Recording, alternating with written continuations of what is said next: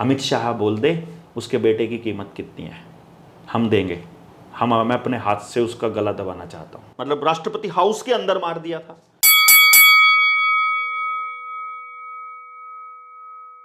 Doctor साहब नमस्कार।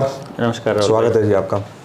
बहुत बहुत धन्यवाद। एक ट्रेजिक इंसिडेंट जो अभी रिसेंटली हुआ है बहुत दुखद, कंट्री में, बहुत दुखद। आपने भी उसके ऊपर वीडियो बना के डाली है अपने उस पे डालनी पड़ी जैसे ही मुझे पता चला। मैं तो सही बताऊं आपको, मुझे किसी ने बताया, मैं बैठा था कि देवेंद्र भाई एयरप्लेन क्रैश हो गया। मैंने कहा वीआईपी देख कौन था इसमें। मतलब मेरा जो इमीडिएट जो क्वेश्चन था वो ये था, वीआईपी देख कौन है, कौन था। बोला वीआईपी क्यों।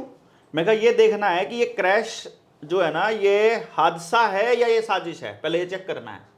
बोला ऐसे कैसे कह सकते हो। मैं कहा अगर इसके अंदर कोई ऐसा वीआईपी है जो अमित शाह का राजदार रहा है तो फिर ये हादसा नहीं है। ये मैं अभी पे बता देता हूं, और इसमें एक भी आदमी नहीं बचेगा, गारंटीड है। मतलब तब तक तो, उस टाइम तक तो सिर्फ ये खबर आई थी क्रैश हो गया है, कुछ नहीं पता किसी के घायल होने का, कुछ नहीं पता क्या है, मरने वालों के बारे में, घायलों के बारे में कोई जानकारी नहीं है। चारों तरफ से सील कर दिया गया है, बचाव राहत कार्य चल रहा है, सिर्फ ये बात चल रही थी। और इस बातचीत के दौरान ही मेरे मुंह से निकल गया कि आप देख लेना, अभी कोई जानकारी, पहले ये पता करो कि कौन वीआईपी था। तब तक ढूंढते रहे ढूंढते रहे ढूंढते रहे, तो अचानक से फिर मैंने एक वीडियो बना दी। मुझे नहीं मालूम था उस टाइम तक कि भाई ऐसे ऐसे करके कोई, उसमें विजय रूपाणी भी साथ में था। तो मैंने उसी टाइम वीडियो बनाई, और पहली वीडियो में मैंने ये बोला कि आपको ये देखना होगा कि ये साजिश है या हादसा है। क्योंकि जनता सरकार मोर्चा की पलवल की ट्रेनिंग में मैंने ये बात बताई थी 2023 में। अपने साथियों को मैंने कहा था कि देखो होता कैसे है। मान लीजिए जनता सरकार मोर्चा इस लेवल पे पहुंच गया कि सरकार के सारे षड्यंत्रों को जनता के सामने रखने लग गया। तो जिस प्रकार से नेताजी सुभाष चंद्र बोस के प्लेन को ही क्रैश कर दिया, तो उनके बारे में पता ही नहीं चला कि बंदा कहां चला गया। इसी तरीके से या तो वो किसी को युद्ध अपराधी बना देंगे, या वो किसी को फांसी तोड़ देंगे आतंकवादी बना करके, या वो उसके ऊपर कोई दूसरा अटैक करवा देंगे, रोड रेज में मरवा देंगे। जैसे मान लो भाई एक बंदा उनको खटक रहा है, तो उस खटकने वाले बंदे को वो क्या करेंगे कि सड़क पे चले, जहां सीसीटीवी कैमरा है वहां उन्हीं का आदमी आगे बाइक अड़ा देगा, आपकी बाइक या आपकी गाड़ी को टक्कर मार देगा हल्की सी दूसरी गाड़ी से या बाइक से। आप गाड़ी रोकोगे क्योंकि आप जो हैं सामाजिक जीवन में हो, आप उसको बोलोगे तेरे से देख के नहीं चला जाता, तो वो जानबूझ के आपसे पंगा लेगा, आप उसके साथ हाथापाई करेगा। वो पहले हाथ उठाएगा या छेड़ेगा, बाय चांस आपका हाथ उठ गया, वो बंदे कॉल करेगा, पास में ही बंदे होंगे और बंदे आ जाएंगे, सरिया या बड़ा लट सिर में लग के मौत हो गई। तो सीसीटीवी कैमरा आपको ये दिखाएगा जैसे कि ये मौत मतलब हादसा थी, एक रोड रेज था और आदमी मारा गया, जबकि वो पूरा प्लानिंग का हिस्सा है। जिसे दीप सिद्धू को मारा, अब आपका मोबाइल जीपीएस लोकेशन देता है, आपका मोबाइल कितनी स्पीड से चल रहा है बता देता है, आपके फोन में जीपीएस में पता लग जाता है। इतनी स्पीड से चलते हुए आपका फ्लक्चुएशन कितना हो रहा है ये भी बता देता है। तो आप पर्टिकुलर चौक तक पहुंचने में कितना समय लगाओगे पता लग जाएगा जी। लग जाएगा, आपकी फील्डिंग भी लग सकती है। वहां पे 4 आदमी बैठ जाए, अब यहां से क्रॉस कर लिया, अब यहां से क्रॉस कर लिया, अब यहां से क्रॉस कर लिया, और जैसे ही उस चौक के पास पहुंचने लगे, उधर से स्पीड से आती हुई दूसरी कार या दूसरा ट्रक उसको उड़ा दे। आपको पता भी नहीं, क्योंकि आपकी लोकेशन तो 24 आवर उनके पास है। फिर स्नाइपर उनके एक ऑप्शन होता है, जैसे पहले कभी होते थे, तो जिस तरह से उन्होंने वो कैनेडी को मारा था, मतलब राष्ट्रपति हाउस के अंदर मार दिया था, खिड़की से आया, दूर से कहीं से स्नाइपर, मतलब 1 किलोमीटर 2 किलोमीटर से वो जूम करके मार देते हैं राइफल्स का, ये भी पता है आप लोगों को। और फिर एक तरीका ये होता है कि एक आदमी की मौत जो है वो षड्यंत्र ना लगे, तो उसका एक तरीका ये होता है कि और बहुत सारे लोगों को मरवा दो उसके साथ में, या किसी दंगे में मरवा दो। जैसे कोई आंदोलन चल रहा है, उस आंदोलन में पर्टिकुलर 2-4 आदमियों की, पुलिस वालों की या किसी अपने लोगों की, जैसे आजकल तो आरएसएस के लोगों को भी भेजने लग गई ना बीजेपी, पहले कांग्रेस थी वो भी भेजती होती थी अपने लोगों को, तो अब ये तो खुल्लम खुल्ला भेजते हैं। तो किसी अपने आदमी की ड्यूटी लगा दो कि तेरा टारगेट है कि राहुल को टारगेट करना है तुमने, भाई ये आदमी नहीं बच के जाना चाहिए, बाकी कोई बचे, तो लाठी चार्ज में उस आदमी का जरूर सर फूटना चाहिए। जैसे लाला लाजपत राय को लाठी चार्ज करके मारा था उस टाइम पे जनरल डायर ने। तो इसी तरह जनरल डायर था, कौन था वो, साइमन, ठीक है। इसी तरह से ऐसे कोई व्यक्ति जो राजदार हो, मतलब जैसे जैसे वो कहते हैं ना, न्यूज़ चैनल वाले कहते हैं गुप्त सूत्रों से हमें पता चला था। तो जब मैं अहमदाबाद गया था, अभी की बात है, 1 तारीख को ही मैं वापस आया हूँ अहमदाबाद से, तो अहमदाबाद से वापसी में जब आया तो वहाँ हम बैठे बात कर रहे थे, तो चर्चा चल रही थी कि भाई पहले वाले जो सीएम हैं वो सारे इकट्ठे हो रहे हैं और बहुत परेशान है बीजेपी इससे, नरेंद्र मोदी और अमित शाह की जोड़ी से, किसी को सांस नहीं लेने दे रहे हैं। तो इनके अंदर के ही आदमी इनका रास्ता जो है ना वो इनको मतलब ठीक कर सकते हैं। तो विजय रूपाणी भी प्लान कर रहा है कि कोई 26-27 हज़ार करोड़ रुपए का कोई घोटाला अभी उजागर करेगा अभी कुछ दिनों के बाद, महीने 2 महीने में, क्योंकि 2027 में चुनाव भी हैं उधर। तो ये पूरा का पूरा सिनेरियो चल रहा था। उस सिनेरियो के चलते फिर मुझे समझ में आया कि कहीं ऐसा तो नहीं है कि उस आदमी को इन लोगों ने ठिकाने लगाने के लिए ही इतने लोगों की जान ली हो। फिर तारीख देखी, तारीख भी यही इसी टाइप का इशारा कर रही है। मतलब तारीख का टोटल भी जो है वो 9 बन रहा, मतलब 18 बन रहा है। 18 का मतलब 6 जो मतलब मैं इसको घूम फिर के मुझे नहीं समझ में आया, लेकिन मुझे ये लगा कि ये कॉन्स्पिरेसी है, मतलब सॉरी मुझे लगा कि ये साजिश है मतलब उसके खिलाफ में। और फिर मुझे देखा कि यार सारी चीज़ें देखोगे ना आप, घूम फिर के आपको आएगा, पता चलेगा कि यार ऐसा हुआ नहीं कभी भी। ऐसा थोड़ी होता है कि दोनों इंजन एक साथ फेल हो जाएं। ऐसा थोड़ी होता है कि टेक ऑफ पूरा ही ना किया और उसी टाइम पे वो नीचे चला जाए। और फिर एक अखबार भी था, उसकी हेडलाइन भी थी, फ्रंट पेज पे जागरण का भी एक हिस्सा था, मिड डे करके, उसने भी बाकायदा छापा हुआ था सेम चीज़ कि भाई आज की तारीख में उसी दिन सुबह अखबार में वो आया है और सेम तरीके से वो अस्पताल उसके अंदर जो मेंटल हॉस्पिटल है उसके अंदर वो मतलब मिला गड़ा हुआ। तो इसलिए मुझे वीडियो बनानी पड़ी, क्योंकि जो मीडिया है वो तो नैरेटिव चलाएगा, वो जो नैरेटिव अमित शाह ने बोला है। क्योंकि अमित शाह ने अभी 2 ही दिन पहले तो मीटिंग ली है ना मीडिया के इन्फ्लुएंसर्स की, तो इन्फ्लुएंसर्स को तो बोल दिया है कि देखो चैनल हमारे हाथ में है, ये रहा हमारे पास सारा का सारा अधिकार, हम यूट्यूब को लिख देंगे कि ये आदमी नेशनल सुरक्षा, राष्ट्रीय सुरक्षा के लिए खतरनाक है, इसका चैनल उड़ा दो, तो यूट्यूब उड़ा देगा। उससे पहले 4 PM के साथ उन्होंने किया ना, 4 PM के साथ किया था। फिर ये अपना गिरिजेश वशिष्ठ है, उसका जो नॉकिंग न्यूज़ है उसके साथ ऐसे ही किया था, सस्पेंड कर दिए। अब उनको पता लग गया, अब वो थोड़े से कड़वे शब्दों का इस्तेमाल उन्होंने कम कर दिया कि भाई चैनल उड़ जाएगा, उससे अच्छा क्या है, क्योंकि यही तो बिजनेस है। तो इसलिए क्या है, हमें तो इस बात का भी डर नहीं है कि चलो कोई बात नहीं भाई, लेकिन बात तो उठानी पड़ेगी, लोगों के अंदर बात चली जाए। तो अब लोग एक अल्टरनेट नैरेटिव के ऊपर सोचने लग गए हैं कि हाँ हो सकता है कि ये रूपाणी को ठिकाने लगाने के लिए किया गया काम हो। क्योंकि देखो ना, अब इसका मतलब तो ये हो जाएगा ना कि भाई प्लेन जो है वो पुराना था। मैं सोच रहा हूँ ये यार दिल्ली के अंदर 2005-15 के बाद की पेट्रोल की गाड़ी भी नहीं जा सकती है। वो कह रहे हैं अप्रैल के बाद तो पेट्रोल की गाड़ी ही नहीं जा पाएगी, या तो सीएनजी की गाड़ी जाएगी या फिर इलेक्ट्रिक गाड़ी जाएगी दिल्ली के अंदर। यही बोल रहे हैं ना वो 30 अक्टूबर के बाद, मतलब 1 नवंबर से इसका काम शुरू हो रहा है। फिर जहाज, ये वाला जहाज जो है ये 2009 में बना था।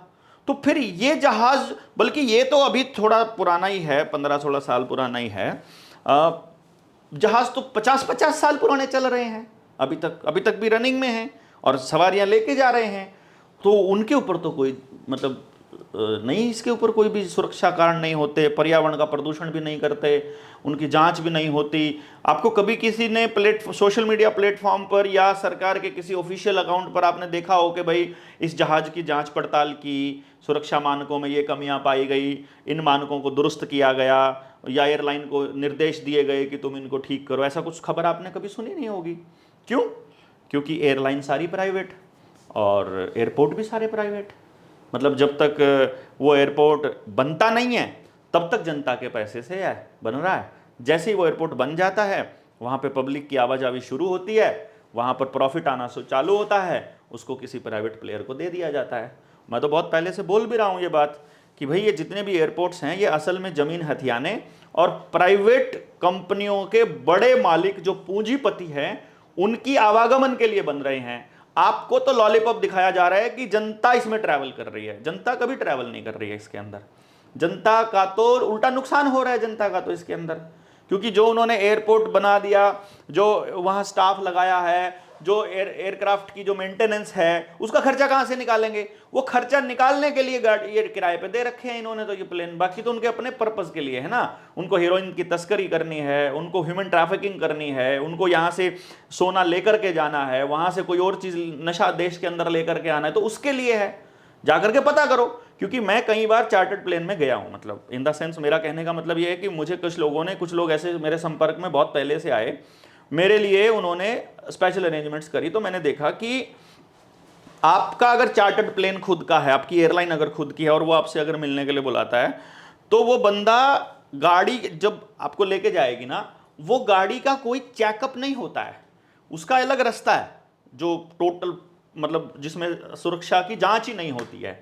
तो जो सत्ता में बैठे लोग हैं और जिसका एयरलाइन है, जैसे कि अडानी का एयरलाइन है, तो वो जब गाड़ी जाएगी तो उसकी ना कोई चेकिंग हो सकती है, ना वो कुछ भी लेकर जा सकता है अपनी गाड़ी में, और उसकी गाड़ी बिल्कुल एरोप्लेन के दरवाजे के बाहर खड़ी होती है, और उसमें से जो संदूक उठा करके अंदर डाले, जो जितने मर्जी डाल लो, कुछ भी डालो, कुछ भी ले जाओ, कुछ भी ले आओ, कोई मतलब ही नहीं है कि आपको किसी को पता चल जाए देश के अंदर। तो मैंने तो ये खेल देखा है इनका होते हुए। तो आप लोगों को ऐसा लगता है कि ये जनता के लिए एयरपोर्ट्स बन रहे हैं या ये चीज़ हो रही है, और ये हादसा होते ही मेरे दिमाग में तो ये सबसे पहले आया था, तो मुझे लगा कि एक अल्टरनेट ओपिनियन तो पब्लिक में जाना चाहिए, पब्लिक तय कर ले ना कुछ भी। भाई मैंने एक बात कह दी है, वो कह रहे हैं कि हादसा हो गया, जैसे मैंने कुछ डाला तो किसी ने कमेंट किया प्रूफ दो कि ये साजिश थी। मैंने कहा तुम प्रूफ दे दो कि ये हादसा था। डॉक्टर साहब यहाँ एक सवाल और बनता है, एक मोटा सवाल बनता है कि एरोप्लेन में लगभग 3000 तरह के अलग अलग पार्ट्स होते हैं, तो क्या ऐसा नहीं हो सकता कि एक पार्ट का कोई फेलियर हो? और दूसरा सवाल ये भी बनता है कि how you are so sure, मतलब आप हर एक बात को साजिश का रूप देने में सफल हो जाते हो, लोगों को वो बात बताने में कामयाब हो जाते हो, कैसे आप ये करते हो कि हर एक बात को आप साजिश क्यों बना रहे हो? देखो कोई पार्ट फेलियर भी तो हो सकता है। चलिए मान लेते हैं पार्ट फेलियर होते हैं जी। क्या ये बर्दाश्त लायक है? मतलब पार्ट फेलियर हो गया जी। देखो भाई साहब, आपकी कोई माल गाड़ी है, उसमें माल ढो रहे हो और वो माल गाड़ी जो है पटरी से उतर जाए और उसमें माल जो है वो इधर उधर बिखर जाए, वो नुकसान झेला जा सकता है। लेकिन आदमी की जान जहां खतरे में है, वहां पर कोई लापरवाही बर्दाश्त की जा सकती है क्या? आप बताइए। नहीं की जा सकती, नहीं की जानी चाहिए ना जी। 3000 पार्ट हो या 30,000 पार्ट हो, अगर आपसे नहीं संभलते हैं तो मत लगाओ उस पे अंदर एरोप्लेन के अंदर। अगर आप उनकी सुरक्षा की जांच नहीं कर सकते हो तो क्यों चलाते हो फिर एरोप्लेन? भाई मैं तो ये कह रहा हूं ना, हो कैसे गया, चलो हो गया कोई बात नहीं, कोई तो जिम्मेदार होगा, कोई तो रिस्पॉन्सिबल होगा। भाई विमान उड्डयन मंत्रालय है अपने पास, किस लिए है भाई? वो कोई ऑफिशियल एयरलाइन है इंडिया की? भारत के पास भारत सरकार की कोई एयरलाइन नहीं है, तो वो विमान मंत्रालय क्या करता है भाई? जो उड्डयन मंत्रालय क्या करता है? वो एविएशन मिनिस्ट्री क्या करती है? वो उसका कोई काम ही नहीं है।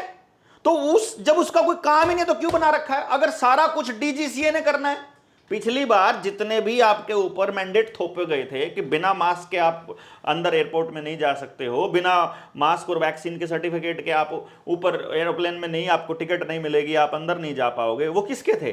डीजीसीए की गाइडलाइन है। गाइडलाइन को कानून से ऊपर मानने की अगर आपको जल्दबाजी पड़ी हुई है, तो पहली बात तो नागरिक उड्डयन मंत्रालय क्या कर रहा है, एविएशन मिनिस्ट्री क्या कर रही है इसके अंदर? इसके ऊपर हजारों करोड़ रुपया हर महीने हर रोज का करोड़ों रुपया क्यों बर्बाद किया जा रहा है? और यदि वो है तो उसकी जिम्मेदारी क्या है? अरे भैया, कभी लाल बहादुर शास्त्री रेल मंत्री हुआ करते थे, एक रेल दुर्घटना होती है और वो आदमी इस्तीफा दे देता है नैतिक जिम्मेदारी समझ करके कि भाई मैं रेल मंत्री हूं, मैं अपने मंत्रालय ठीक से नहीं संभाल पाया तो मेरी फेलियर है ये, तो मैं इस्तीफा दे देता हूं। यहां कौन जिम्मेदार है बताओ? आप क्या कह दोगे कि जो पायलट था वो पायलट वो जिम्मेदार था? मुझे किसी ने कहा कि आप कैसे कह सकते हो कि, मैंने कहा भाई एक सिंपल सी बात है यार, आपके बच्चे हैं, मेरे बच्चे हैं, मुझे मेरे बच्चे की कनपट्टी के ऊपर बंदूक रख के मुझसे जबरदस्ती जो है वो जहाज उसके अंदर नहीं ठुकवाया जा सकता क्या? बताओ आप मुझे, करा जा सकता है ना?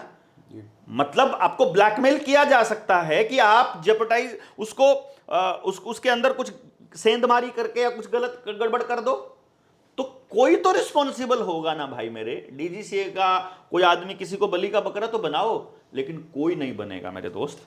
और मैं कामयाब नहीं होता हूं भाई, मैं अगर कामयाब हो जाऊंगा ना, अगर हर चीज को साबित करने में कि ये साजिश थी, तो लोग जूते मारेंगे इनको।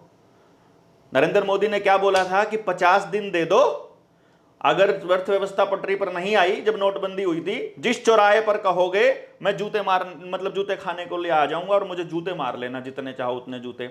मैं अनाउंस कर रहा हूं, जो आपके जानकार हैं, रिश्तेदार हैं, जो आपकी पार्टी में हैं, कि मैं जूते मारना चाहता हूं। अर्थव्यवस्था पटरी पर नहीं आई है आज तक भी, 50 महीने हो गए हैं, उससे भी ऊपर हो गया है। 48 महीने में 4 साल बनते हैं।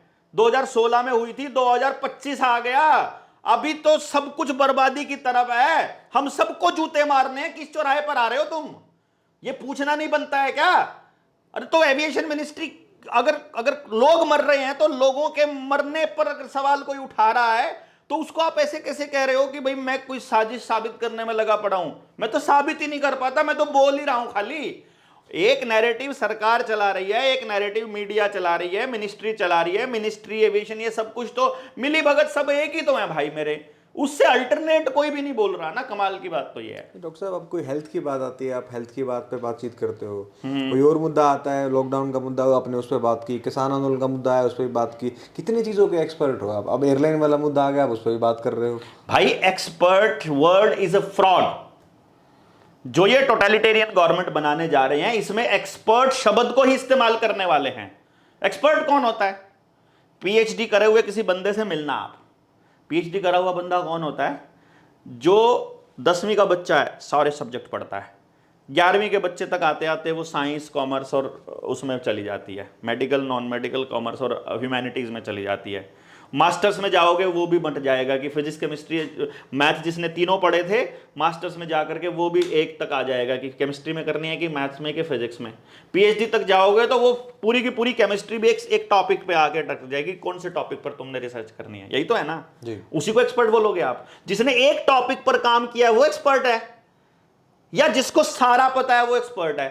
और जिसको सारा पता है वो तो मैं नहीं कह रहा हूं मैं ऐसा हूं, मैं तो ये कह रहा हूं कि कॉमन सेंस का सवाल पूछा है मैंने।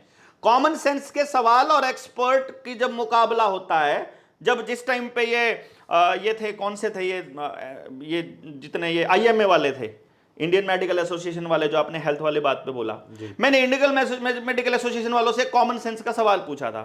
हमारा एक चैनल था हरियाणा का ही, पंडित जी थे उसके, कोई मैं नाम भूल गया उनका, सत्य खबर करके एक चैनल है, उस पर मैंने बोल दिया, उन्होंने मेरा इंटरव्यू ऑनलाइन लिया। कोई इंटरनेट का इशू था, मैं नहीं आ पाया, तो बोले कि वो भाग रहा है, इंटरव्यू नहीं दे रहा है। मैंने फिर दोबारा से बाय चांस वो चल गया, मुझे नहीं पता था, उन्होंने ऐसा नैरेटिव चला दिया है। फिर उन्होंने आईएमए के 3 डॉक्टर बिठाए और मैं अकेला खड़ा था इधर से। वो 3 डॉक्टर थे स्पेशलिस्ट अपने अपने। मैंने कहा तुम अगर 3 डॉक्टर हो ना, तीनों के तीनों अलग अलग चीज़ों के एक्सपर्ट हो। कान वाले डॉक्टर को हड्डियां दिखा के देख लो, उसको कुछ नहीं पता बेचारे को। और जो हेल्थ का आदमी आयुर्वेद वाला है वो पूरे बॉडी को जानता है। तो अब उस कान वाले को आप एक्सपर्ट मानोगे या उस आयुर्वेद वाले को मानोगे, बताओ आप? जो पूरी की पूरी फिजियोलॉजी को समझता है, पूरे के पूरे आपकी एनाटॉमी को समझता है, वो ज़्यादा अच्छा है कि वो ज़्यादा अच्छा है? और वो जो ज्ञान है वो तो कोई भी ले सकता है, डिग्री ना हो तो क्या फ़र्क पड़ता है? तो मैंने फिर आईएमए वाले से पूछ लिया कि मैं किसान आंदोलन में बैठा हूँ, और किसान आंदोलन में बैठे बैठे मुझे उस टाइम पे लगभग 6-7 महीने हो गए थे।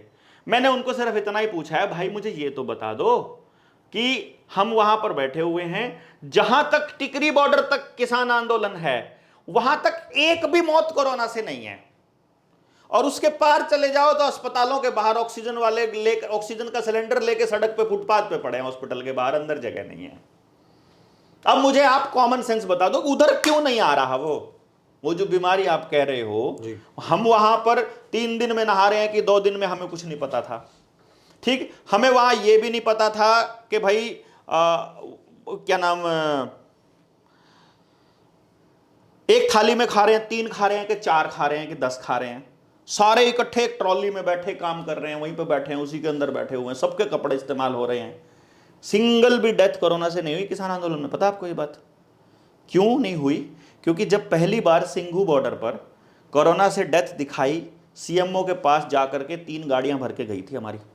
वहां सीएमओ से ये पूछा था, तुमने किस आधार पर इस आदमी को कोरोना से मरा हुआ बताया है? तुमने इसकी ऑटोप्सी करी है या तुमने इसका पोस्टमार्टम किया? पहले ये बताओ। बोर्ड बैठेगा, बोर्ड तय करेगा कि ये किससे मरा है, उसके बाद बताना। जब बोर्ड बैठा, उसका पोस्टमार्टम हुआ, तो पता चला कि वो तो हार्ट अटैक से मरा था। फिर बता दिया था सीएमओ को, अगर एक भी डेथ बिना पोस्टमार्टम के कोरोना से डिक्लेयर की तो तुम्हारी नौकरी गई समझो। भाई साहब एक भी नहीं मरा हो। डॉक्टर साहब अभी तक कोई ऑफिशियल स्टेटमेंट ना तो एयरलाइन की तरफ से आई है ना सरकार की तरफ से आई है कि घटना का कारण क्या था। और ऊपर से सरकार जो है, गृह मंत्री वहाँ पहुँच चुके हैं, आज प्रधानमंत्री भी वहाँ जाने वाले हैं। जो है एयरलाइंस ने, जो एयर इंडिया ने जो एक एक करोड़ का कंपनसेशन है वो घोषित किया है। और क्या चाहते हैं आप सरकार से? जनरल बिपिन रावत मरे थे, हेलीकॉप्टर क्रैश हुआ था, उनके हेलीकॉप्टर का ब्लैक बॉक्स में सारी जानकारी है कि हेलीकॉप्टर कैसे क्रैश हुआ। उस पर आई कोई ऑफिशियल स्टेटमेंट आज तक? आर्मी की आई हो, सरकार की आई हो, एविएशन मिनिस्ट्री की आई हो, हेलीकॉप्टर जिस कंपनी ने बनाया उसकी आई हो? नहीं आई ना। पुलवामा हुआ था, उस पर आई कोई ऑफिशियल स्टेटमेंट? कोई पकड़ा गया? कोई जानकारी, कोई ऑफिशियल स्टेटमेंट? जबकि उस टाइम के श्रीनगर के गवर्नर, जो जम्मू कश्मीर के गवर्नर थे, सत्यपाल मलिक ने बताया कि यह अमित शाह ने करवाया था। ठीक है। तीसरे नंबर पे अपना ये पहलगाम हुआ, ऑफिशियल स्टेटमेंट आई। अरे भाई, इतने दिन पहले की किसी वारदात पर अगर ऑफिशियल स्टेटमेंट नहीं आई है तो इस पे आएगी क्या? जज लोया मरा, उसका कातिल आज तक नहीं पकड़ा गया, कोई ऑफिशियल स्टेटमेंट आई? किसी भी एनआईए की आई हो, किसी की आई हो, जुडिशरी की आई हो, कोई जज बोला हो, कोई भी बोला हो? ये पहले जो तड़ी पार था वो कैसे बरी हुआ उन केसों से, उन जजों को कहां बिठा दिया गया? मतलब किसकी ऑफिशियल स्टेटमेंट के इंतजार कर रहे हो भाई आप? मतलब जो आदमी का इतिहास रहा हो सब कुछ बर्बाद करने का, उनकी ऑफिशियल स्टेटमेंट का इंतजार कर रहे हो क्या? मुझे नहीं है उनका इंतजार। हमने अपनी बात कह दी है। वो अपनी बात, अगर हमारी बात में कुछ दम है, अपना सवाल पूछे सरकार से। लोग नहीं पूछ रहे, ना पूछे भाई। मैं मतलब अपना जमीर को गिरवी रख के मैं कुछ वो लाइन नहीं बोल सकता जो सिस्टम बोल रहा है। मैं तो अलग बोल रहा हूं, तो अलग अलग बोल रहा हूं। आप दे दो उसके ऊपर कोई जवाब। मुझे क्या क्या फर्क पड़ता है मेरे बोलने ना बोलने से भाई? मैं तो बोलूं ना, जो मेरा मन कर रहा है वो बोलना चाहिए। कि जो आप सुनना चाहते हो या जो सरकार सुनना चाहती है या जो भक्तगण सुनना चाहते हैं वो थोड़ी बोलूंगा मैं वो बोलूंगा जो मेरा मन कह रहा है। उससे जो सहमत है वो अपनी बात कहते हैं, जो सहमत नहीं है वो अपनी कहते हैं। उसमें क्या दिक्कत है बताओ?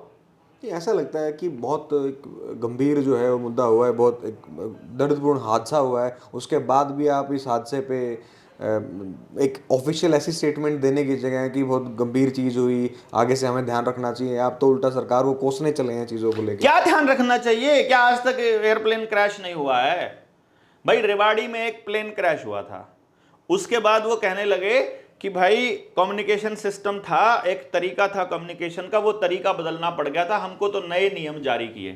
तो मैंने अभी तो यही तो बोला है अपनी वीडियो के अंदर, मैंने यही तो कहा है कि देखना अब वहां पर किस तरह के कदम उठाए जाएंगे, यहां से पता चलेगा कि यह हादसा था कि यह साजिश थी।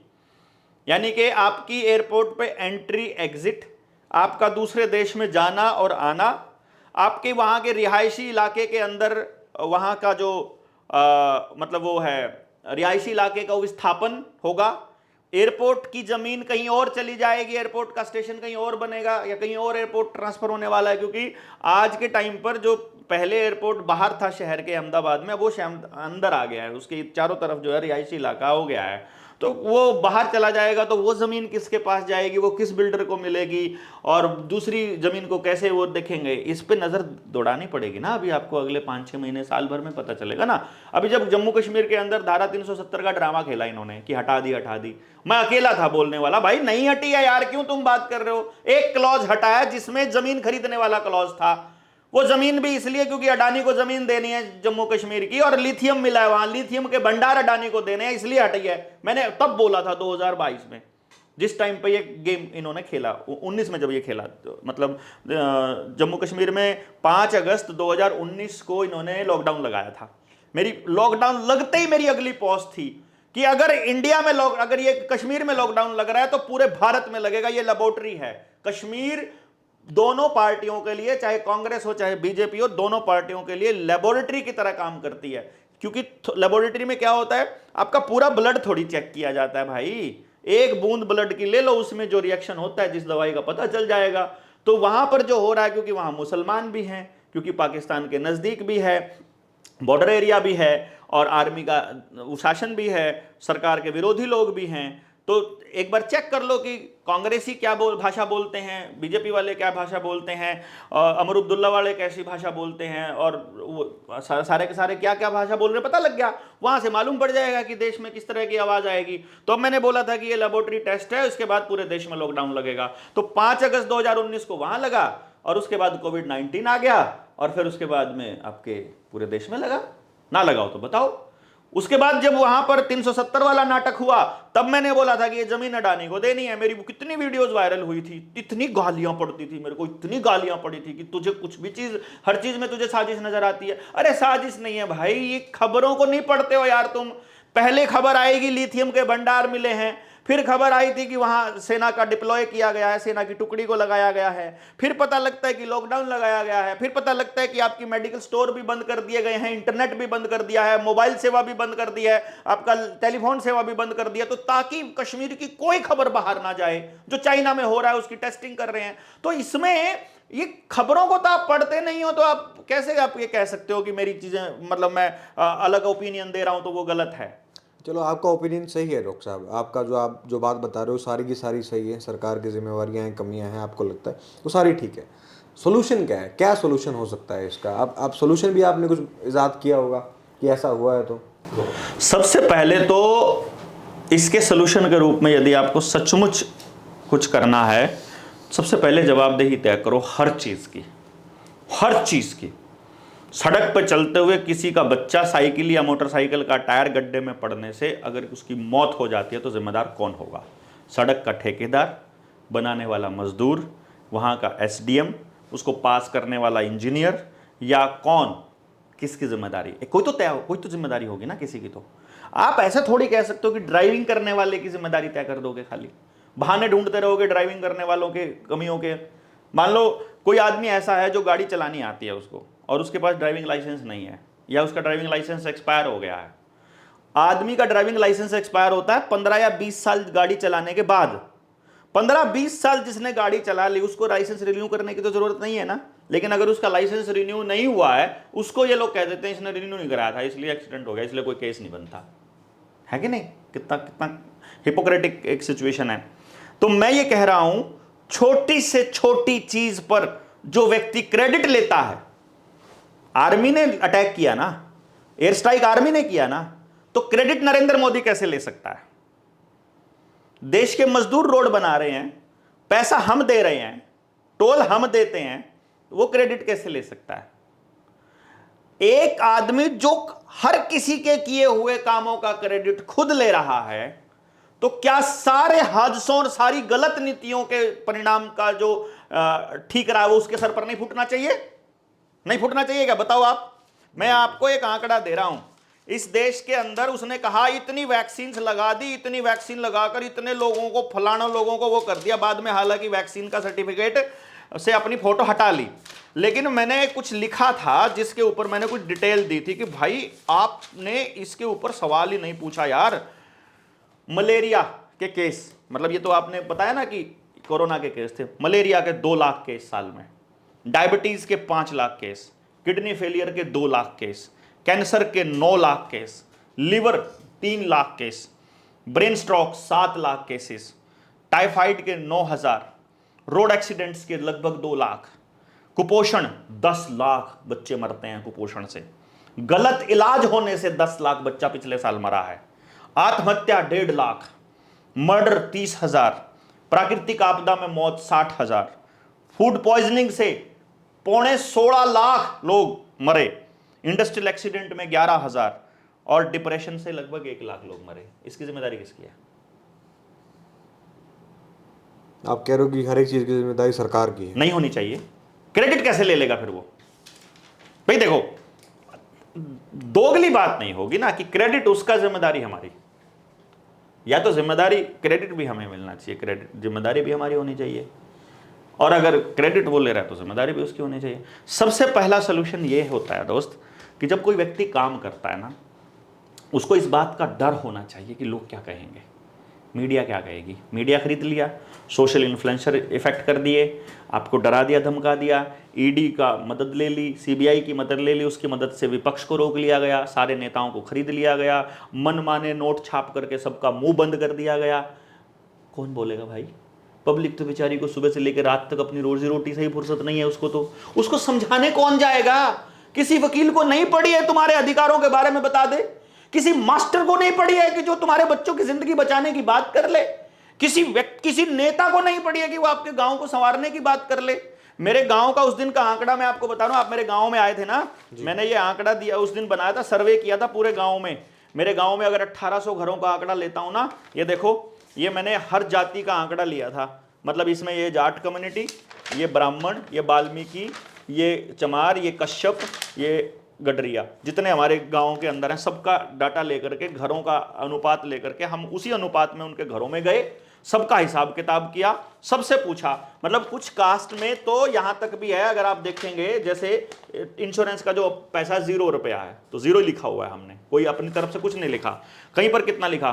तो इन 1800 घरों का जब आंकड़ा निकाला ना, ये आंकड़ा निकल के आया था, पता लगाओ। इंश्योरेंस के जो मतलब इंस्टॉलमेंट जाती है ना, मेरे गांव से 44 करोड़ रुपया जाता है इंश्योरेंस का, 44 करोड़। मैंने गांव वालों से पूछा तुम्हारे गांव में मरते कितने हैं जिनको इंश्योरेंस का क्लेम मिलता है? पता चला पूरे साल में एक भी नहीं मरता है जिसको इंश्योरेंस का क्लेम मिलता है।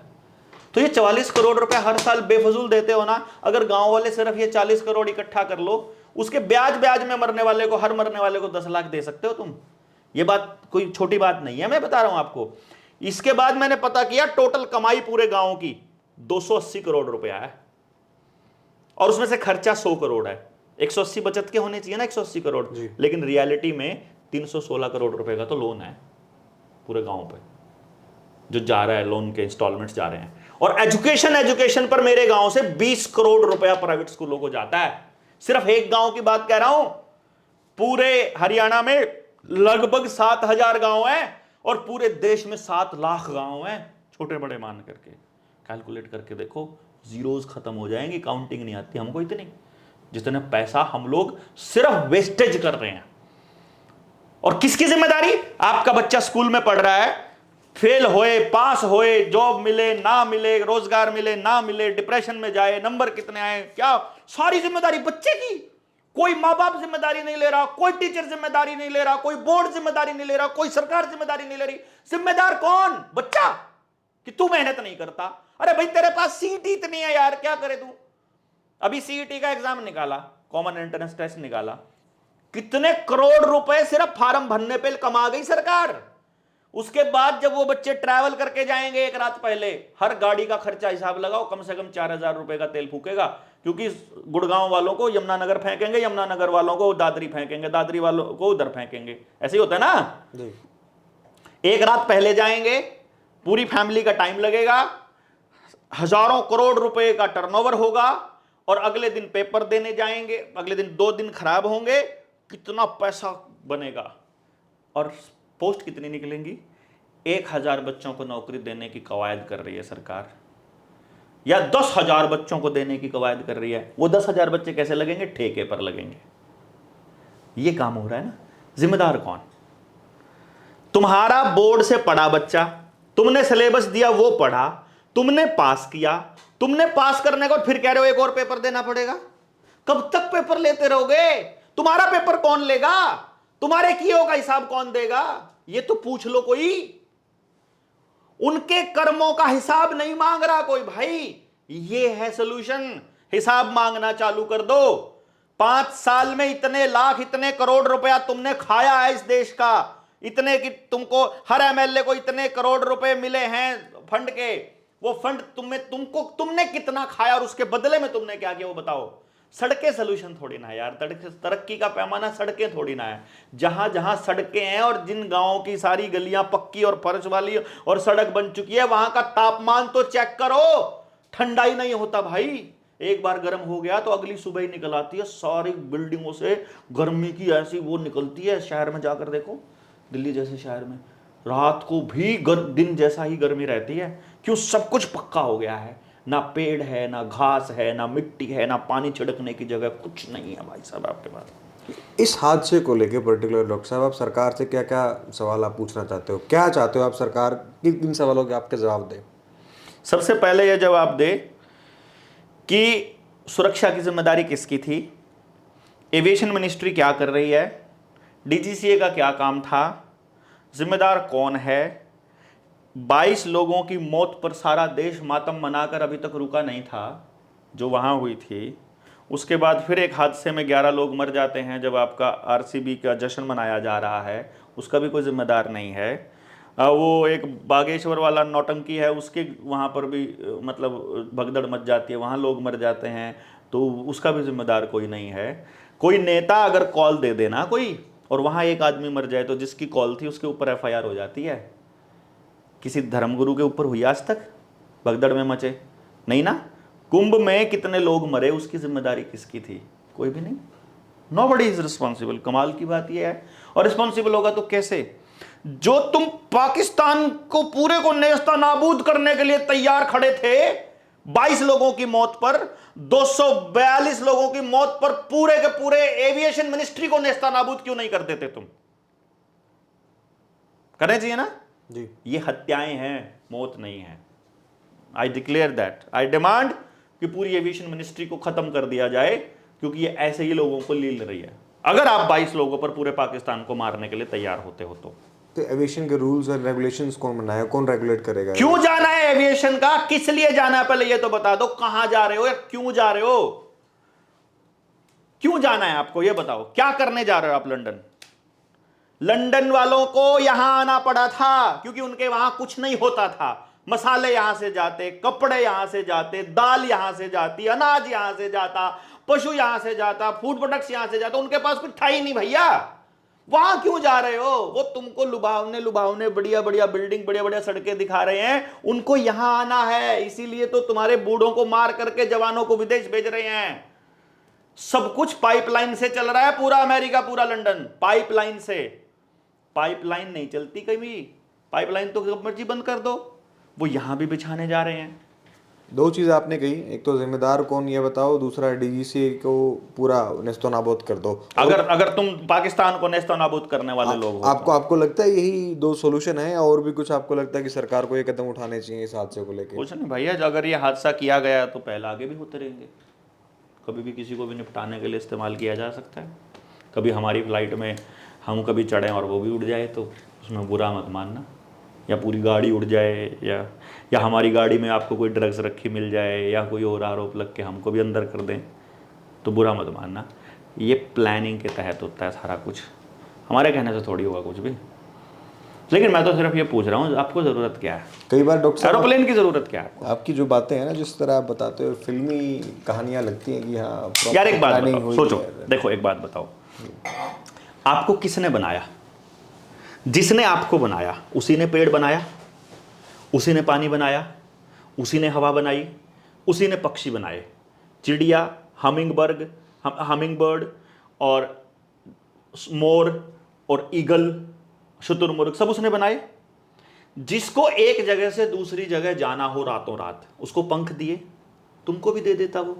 अगर आपको भी दूर जाना के लिए बनाया होता, अगर आपको भी ट्रैवल करने के लिए बनाया होता, आपको नहीं पंख दे सकता था वो? जब इतने सारे पक्षियों को दे दिया तो आपको क्यों नहीं दिया? आपका जो बॉडी स्ट्रक्चर है वो ट्रैवल करने के लिए नहीं बना है। हम जैसे लोगों को ये सारी बातें ट्रैवल कर करके लोगों को बतानी पड़ती है। पूरी बॉडी में वात इकट्ठा हो जाता है। जो आदमी ट्रैवल करता है पूरी बॉडी पेन करती है उसकी। उस पेन से निजात पा ही नहीं सकते क्योंकि उसका कारण ही ट्रैवलिंग है। और ये बात कौन समझाएगा? क्योंकि आपने आयुर्वेद तो पढ़ना बंद कर दिया, आपने शरीर को समझना तो बंद कर दिया, कुदरत से तो आप दूर हो गए।